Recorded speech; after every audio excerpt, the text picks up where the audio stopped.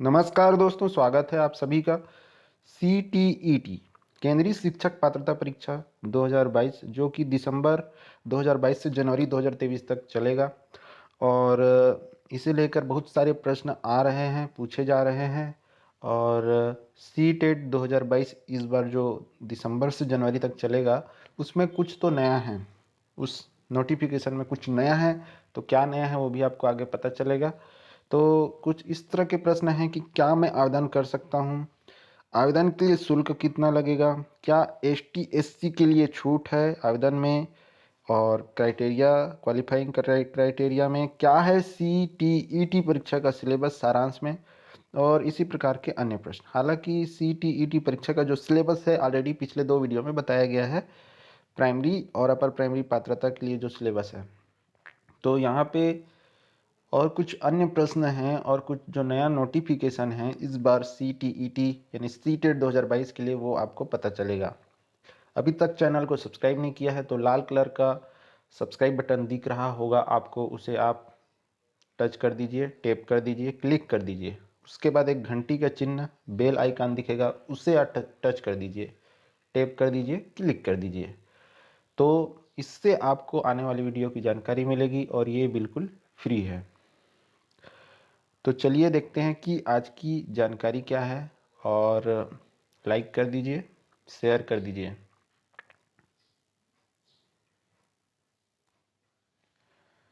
तो CTET यानी कि केंद्रीय शिक्षक पात्रता परीक्षा नेशनल लेवल की परीक्षा है जिसमें विभिन्न स्टेट के कैंडिडेट होते हैं, इसलिए 20 भाषाओं में ऑनलाइन आयोजित होगी परीक्षा।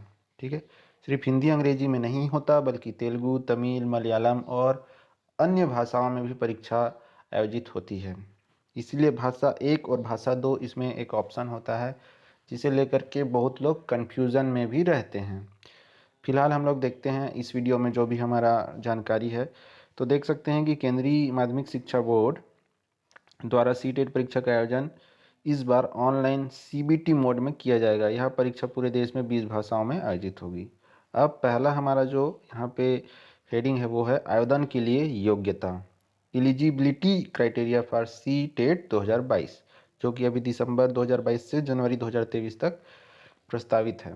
तो CTET परीक्षा के लिए आवेदन हेतु अभ्यर्थी के पास निम्न शैक्षणिक योग्यताएं होना अनिवार्य है।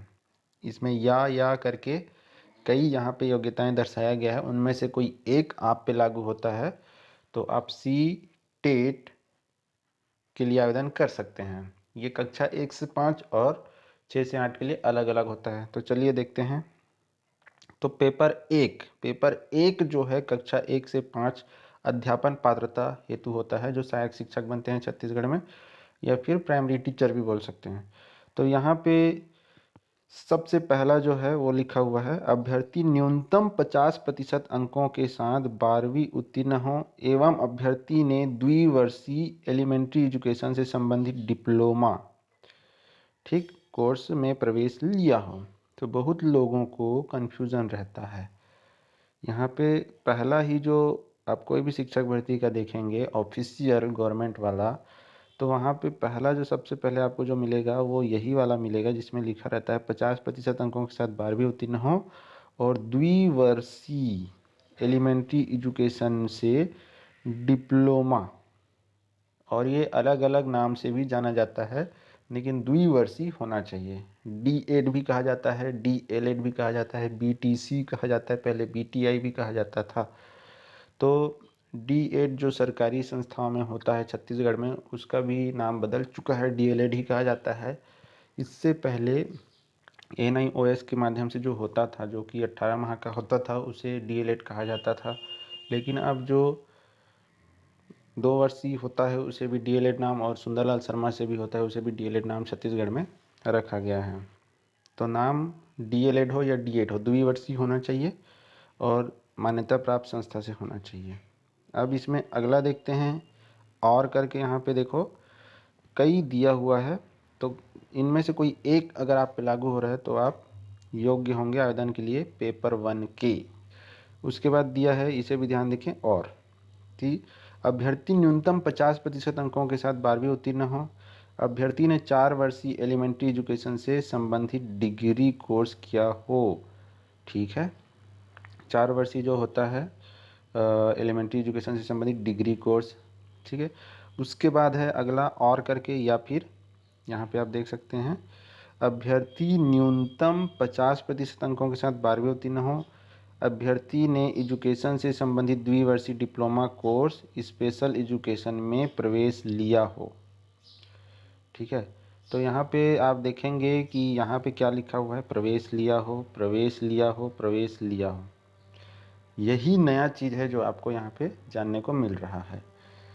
आपने प्रवेश लिया है D.Ed या B.Ed में तो आप आवेदन कर सकते हैं, अन्य अगर क्राइटेरिया जो लागू हो रहा है तब। तो इसके बाद अगला देखते हैं। पहले जो था उसमें ये लिखा होता था उत्तीर्ण या सम्मिलित हो रहे हैं अंतिम वर्ष में, ऐसा था। लेकिन इस बार क्या है, अगर आपने प्रवेश भी ले लिया है, चाहे 1 दिन हुआ हो, चाहे 10 दिन हुआ हो या 1 महीने हुआ हो, आप योग्य होंगे। तो अगला देखते हैं। अगला है अभ्यर्थी 50% अंकों के साथ स्नातक उत्तीर्ण हो एवं अभ्यर्थी ने B.Ed कोर्स में प्रवेश लिया हो। ठीक है, तो ये हो गया पेपर 1 कक्षा 1 से 5 अध्यापन पात्रता हेतु शैक्षणिक योग्यता। अब हम देखेंगे पेपर 2। पेपर 2 जो है वो कक्षा 6 से 8 अध्यापन पात्रता हेतु होता है, जो मिडिल स्कूल के टीचर बनते हैं या TGT बनते हैं। तो इसमें क्या है, पहला जो लिखा हुआ है अभ्यर्थी न्यूनतम 50% अंकों के साथ स्नातक उत्तीर्ण हो, अभ्यर्थी ने 1 वर्षीय B.Ed कोर्स में प्रवेश लिया हो।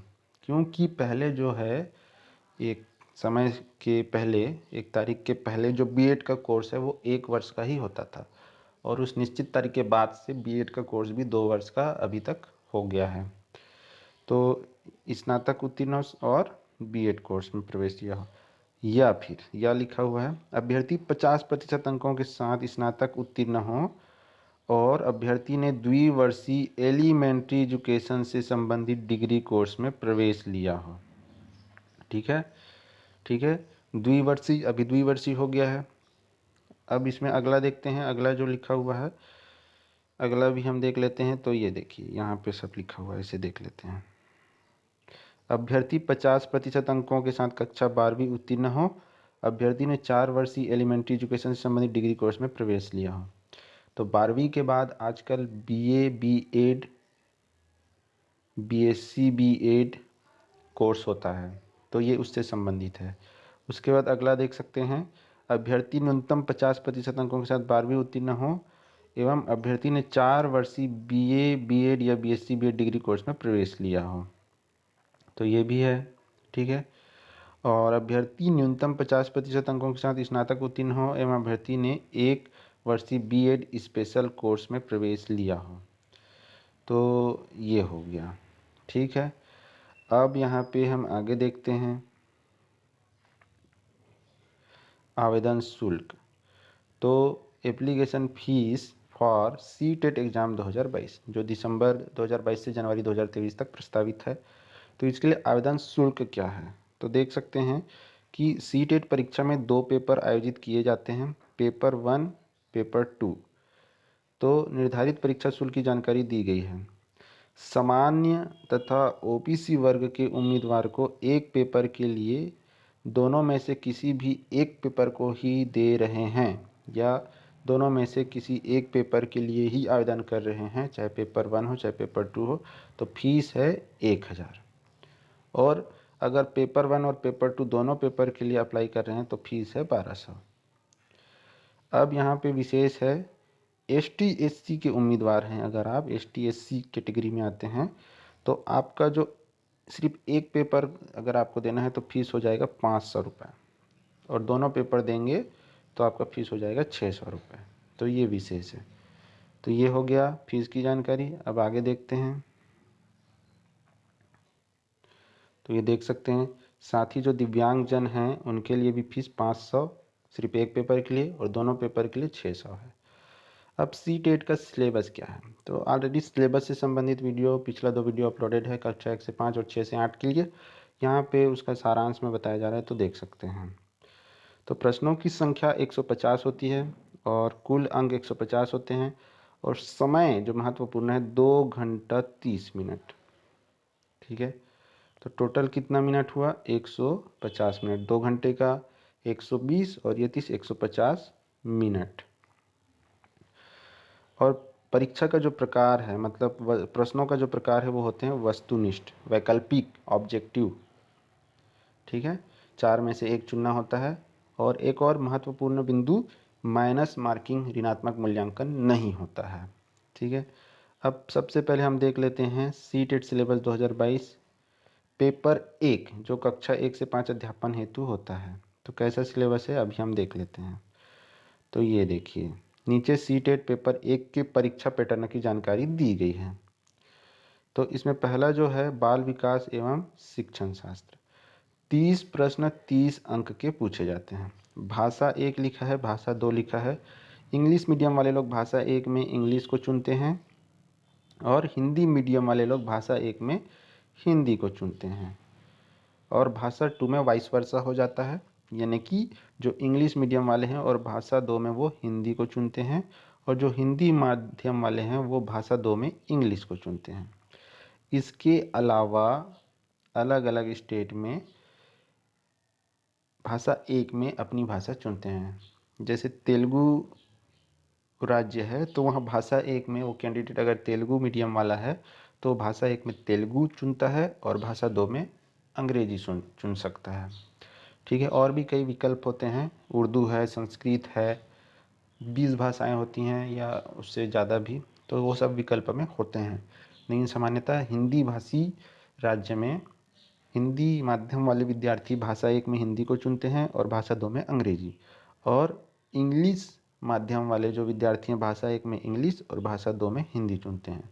तो आपको स्पष्ट होना चाहिए कि आप अगर हिंदी माध्यम के हैं तो आप भाषा 1 में आप हिंदी को ही चुनें।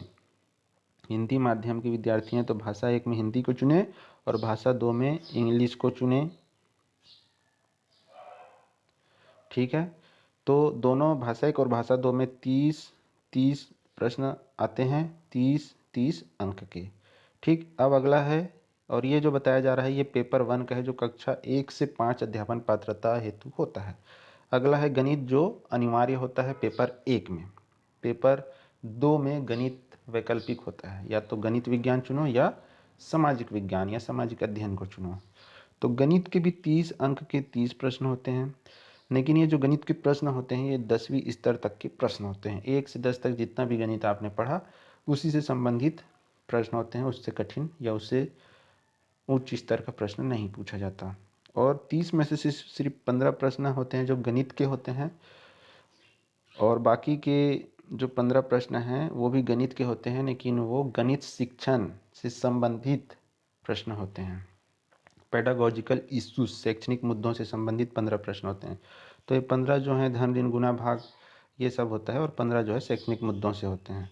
इसी प्रकार भाषा 1 और भाषा 2 में भी कंप्रेहेंशन, भाषा की समझ जो भी है, हिंदी है तो हिंदी में जो भी है व्याकरण से संबंधित प्रश्न आएंगे और अपठित गद्यांश आते हैं, और इसी तरह इंग्लिश में भी।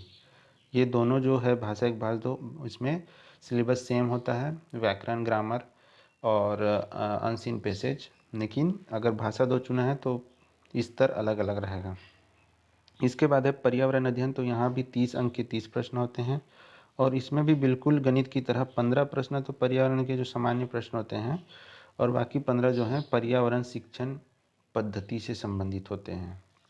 ठीक है, हिंदी में भी आपका 15 नंबर का शिक्षण शास्त्र से संबंधित होंगे और 15 सामान्य हिंदी से, और इंग्लिश में भी 15 उससे होते हैं शिक्षण शास्त्र से और 15 सामान्य इंग्लिश से, तो इसे ध्यान रखें आप। अब देखते हैं पेपर 2 के लिए परीक्षा पैटर्न जो कक्षा 6 से 8 के अध्यापन पात्रता हेतु होता है।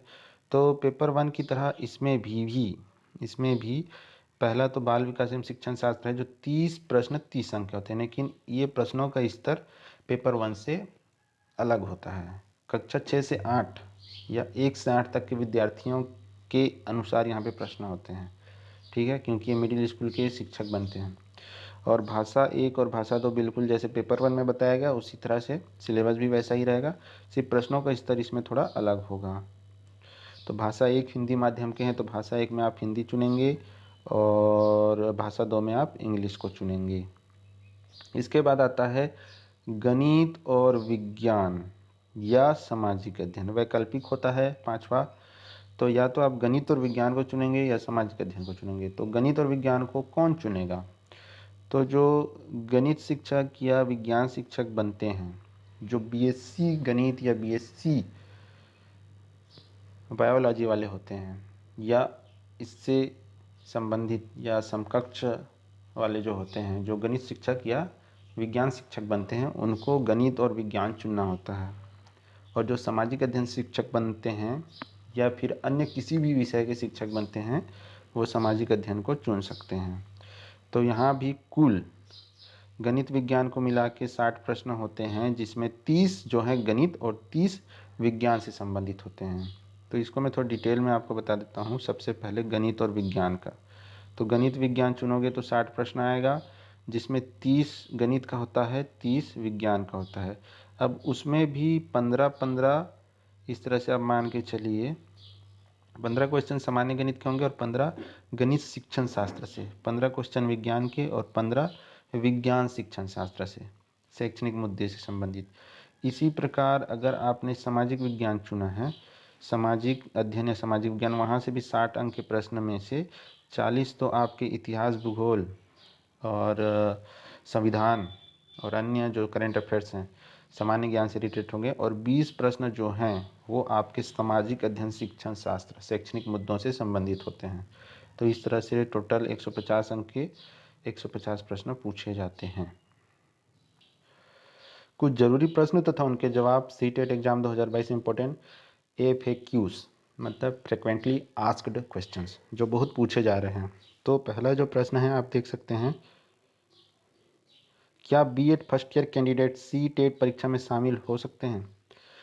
यहाँ पे आप बीएड या डीएड दोनों के लिए लागू होता है। तो हाँ, हाल ही में CBSE द्वारा सीटेट परीक्षा एलिजिबिलिटी क्राइटेरिया में कुछ बदलाव किए गए हैं, जिसके अनुसार अर्हकारी टीचर ट्रेनिंग कोर्स बीएड हो चाहे डीएड हो चाहे BTC हो में प्रवेश लेने वाले अभ्यर्थी भी अब सीटेट परीक्षा में आवेदन के लिए पात्र माने जाएंगे, चाहे वे प्रथम वर्ष प्रथम सेमेस्टर के छात्र हों, प्रवेश ले लिया हो, ठीक है, वो अप्लाई कर सकता है, डीएड वाला हो चाहे बीएड वाला हो। अगला है, क्या सीटेट परीक्षा आवेदन के लिए बीएड अनिवार्य है? तो हाँ भाई, सीटेट परीक्षा के लिए बीएड अनिवार्य है। हाँ, सीटेट परीक्षा आवेदन के लिए अभ्यर्थी को बीएड डिग्री अथवा बीएड कोर्स में प्रवेश जरूरी है। ठीक है, पहले क्या होता था, बीएड उत्तीर्ण हो या अंतिम वर्ष में सम्मिलित होने वाला हो, ऐसा था। लेकिन अब प्रवेश ले लिया है, मतलब आप एलिजिबल हैं। उसके साथ ही अन्य टीचिंग ट्रेनिंग कोर्स वाले जैसे डीएड है, डीएलएड है, आवेदन के पात्र होते हैं। सीटेट परीक्षा कितने बार दी जा सकती है? अब कुछ लोगों का ऐसा भी प्रश्न है कि इसके लिए कुछ मतलब लिमिट है क्या, जैसे बैंक वगैरह एग्जाम में रहता है। तो सीटेट परीक्षा अभ्यर्थी कितनी बार भी दे सकता है, ऐसा कोई लिमिट नहीं है। एक बार पास होने के पश्चात अभ्यर्थी अपना इसको स्कोर सुधारने के लिए एक से अधिक बार सीटेट परीक्षा देने के लिए पात्र हैं। ठीक है, तो कोई बंधन नहीं है, आप जितनी बार भी परीक्षा देना चाहें दे सकते हैं। सीटेट पेपर 1 और पेपर 2 में क्या अंतर है? सामान्यतः पेपर 1 जो है मॉर्निंग शिफ्ट में होता है, पहले होता है, पेपर 2 इवनिंग दोपहर में होता है। तो यहाँ पे आप अंतर पूछा गया है, तो CBSE द्वारा सीटेट परीक्षा में 2 पेपर लिए जाते हैं। ऐसे अभ्यर्थी जो कक्षा 1 से 5 के लिए शिक्षक बनना चाहते हैं उन्हें पेपर 1, और जो कक्षा 6 से 8 की शिक्षक बनना चाहते हैं वो पेपर 2 पास करना होता है। ठीक है, तो पेपर 1 कक्षा 1 से 5 अध्यापन पात्रता हेतु और पेपर 2 कक्षा 6 से 8 अध्यापन पात्रता हेतु। सीधी सी बात है, पेपर 1 निकाले हैं तो सहायक शिक्षक बनेंगे, पेपर 2 निकाले हैं तो मिडिल स्कूल में UDT बनेंगे, उच्च श्रेणी शिक्षक। सीटेट परीक्षा पास करने के बाद क्या सरकारी नौकरी मिलती है? तो ये भी महत्वपूर्ण प्रश्न है बहुत लोगों का। तो सीटेट एक शिक्षक पात्रता परीक्षा है जिसे पास करने के बाद अभ्यर्थी को सीधे ही सरकारी नौकरी नहीं मिलती। सीटेट परीक्षा पास कर अभ्यर्थी केंद्र सरकार द्वारा संचालित विभिन्न स्कूलों केवीएस केंद्रीय विद्यालय, NVS Navodaya Vidyalaya, army public school, सैनिक स्कूल तथा राज्य के शैक्षणिक संस्थाओं में शिक्षक पद प्रावधान के लिए पात्र हो सकते हैं। ठीक है, तो केंद्रीय जो है उसमें तो होते ही, और जहाँ राज्य अलाउ कर रहा है सीटेट को वहाँ भी वो पात्र होते हैं। सीटेट परीक्षा का मोड क्या होगा, मतलब किस माध्यम से परीक्षा होगा। तो जिस तरह आजकल जैसे अभी अभी आपने सीजीटीटी भी दिलाया होगा, तो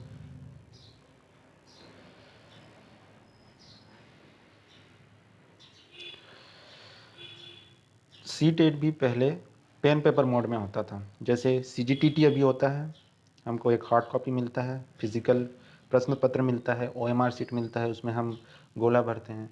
पहले इसी तरह सीटेट भी हुआ करता था, लेकिन अब सीटेट 2021 से, चूँकि कोरोना के कारण 2020 में शायद नहीं हुआ था, फिर 21 में हुआ था, तो 2021 से सीबीएसई द्वारा पहली बार सीटेट परीक्षा का आयोजन ऑनलाइन सीबीटी मतलब कंप्यूटर बेस्ड टेस्ट, मतलब कंप्यूटर में आपको प्रश्न मिलते हैं और आप क्लिक करके उत्तर अपना सेलेक्ट करते जाते हैं। कंप्यूटर बेस्ड टेस्ट होता है। इस बार भी दिसंबर माह में सीटेट परीक्षा ऑनलाइन आयोजित की जाएगी, मतलब सीबीटी मोड में होगा, कंप्यूटर बेस्ड टेस्ट। आपको कंप्यूटर में प्रश्न मिलेंगे, आप कंप्यूटर में बैठेंगे और वहाँ से आप अपना उत्तर क्लिक करके चुनेंगे। ठीक है, तो ये हो गया आज के वीडियो के जानकारी। मिलेंगे अगले वीडियो में, तब तक धन्यवाद। लाइक कीजिए, शेयर कीजिए, चैनल सब्सक्राइब कीजिए, बिल्कुल फ्री है।